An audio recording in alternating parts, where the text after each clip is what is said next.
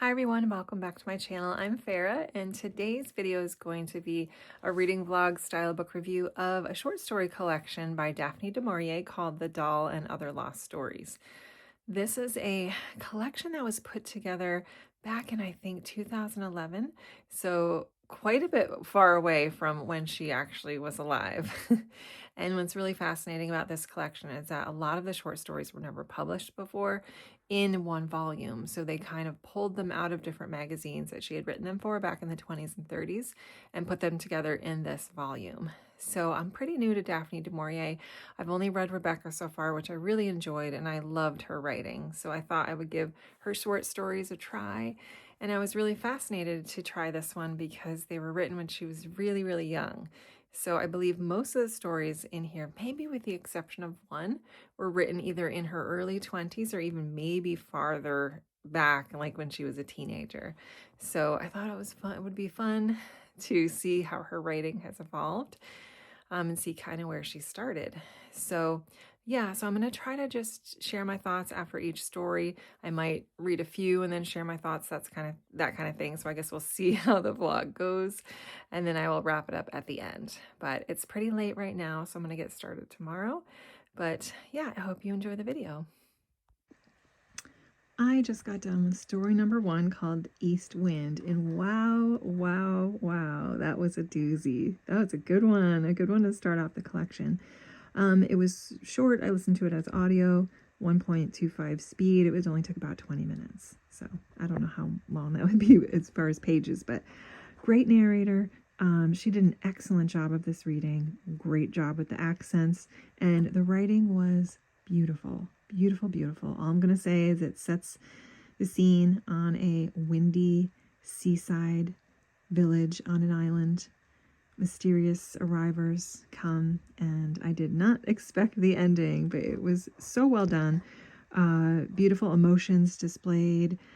It was just so good. Such a good little short story packed into such a, small space, basically. Very good. I'm giving that one 5 stars so far, so we'll see how the next one goes. I'm outside now, but just earlier when I was inside cleaning, I listened to the next short story called The Doll. Wow. This one was, I don't want to say shocking because it wasn't shocking, but I guess when you think about the time that story was written, it was surprising. It was really surprising she took it in that direction. And it plays with a little bit of insanity, maybe. It plays with really dark thoughts and just a very interesting ending. And what I thought was very odd was that she used the name Rebecca for the main character, which of course she later went on to use as the main character of one of her most famous novels. So we've got another Rebecca. This one is different. Yeah. So I highly encourage you to read that if you don't mind being a bit shocked and grossed out. But yeah, that was a good one. So we're 2 for 2 so far. I don't know which one I like better. I think the second one was more shocking, but I thought that they were both written really, really well, both written very well and well told for that short little story that they both were. So yeah, that's my update. Okay, guys, I just got done reading the third story, and this one was called And in the Name of the Father. And this one was about a handsome, charming, charismatic vicar who uses his charm and his religious authority to get people to do what he wants, kind of manipulating and gaslighting them into doing things. And I thought this was really well written.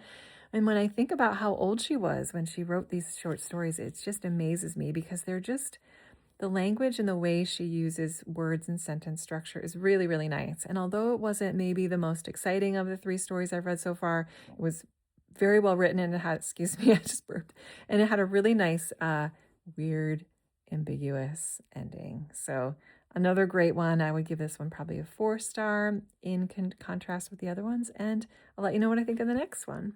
Okay, I just finished the next story. This one was called A Difference in Temperament, and it's about a couple that have been married for a very long time, and they're really not nice to each other anymore, and she's fed up, and he's, going out just to get away from her, and she finally decides to pretend that she doesn't care anymore, and all of a sudden he's trying to win her back. And it was pretty good. It was a like another one of those endings where you just want more, but it's done.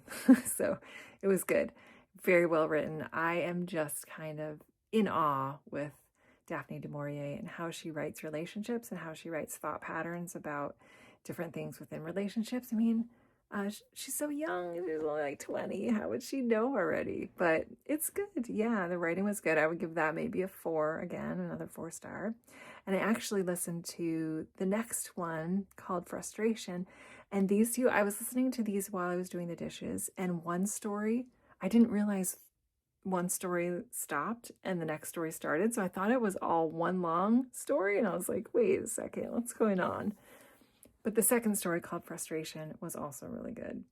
It had like this dry humor in it towards the end that I enjoyed. But this one is just about this couple who spent 7 years being engaged. They finally get married, and it just, all these funny things, not funny, all these things keep happening to get in their way and to add to their frustration, which I won't say anything more about that, but really good. Another one, 4 stars.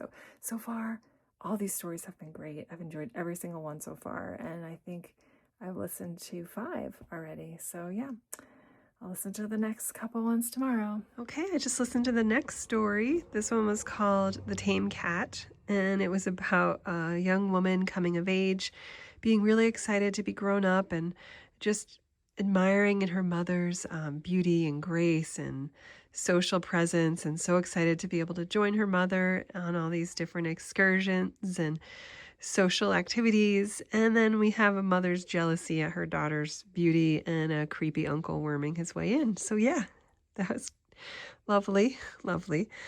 So I'm going to keep going. I think the next one's called Maisie, and I'll check in to see how I like that one. But yeah, I would probably give Tame Cat, again, maybe 4 stars, because these are all really good. They're all written really well. I wouldn't say it has a huge wow factor like The Doll or the first one I listened to. But yeah, they're pretty good. They're enjoyable for sure. All right, everyone, I am checking in to finish this vlog because I have finished this collection and I forgot to vlog about any other stories after the one I just mentioned. So all I'm going to say is that I really enjoyed this. I'm sorry that I failed on this vlog, but it's time to just let it go. There were some really good ones in the second half, though, I will say. I think my favorites were Happy Valley. The Limpet was excellent. Such a good psychological study on narcissism, I felt. Happy Valley had such good, creepy Rebecca vibes, Manderley Place. I think that was an inspiration for the Rebecca novel, so I really enjoyed that one. Tame Cat, I think I mentioned that one that I really enjoyed as well. So those were the other ones that stood out from the second half of the book that I didn't get to. So overall, I gave this collection a 4-star. It was great. The writing was amazing. What she did, or what she could do at that age, was incredible. I'm not saying that 20-year-olds aren't capable of being amazing writers. It's just that I felt like her insight into human psychology and relationships was really advanced for someone that young, and maybe someone who didn't experience much of her own relationships yet to have that insight. So it was great. I really enjoyed it. So thank you guys so much for watching and for sticking through this vlog. I know these single book reviews aren't always everybody's cup of tea, but I really am appreciative that you did stay with me. So thank you so much for watching, and I'll talk to you guys soon. Take care.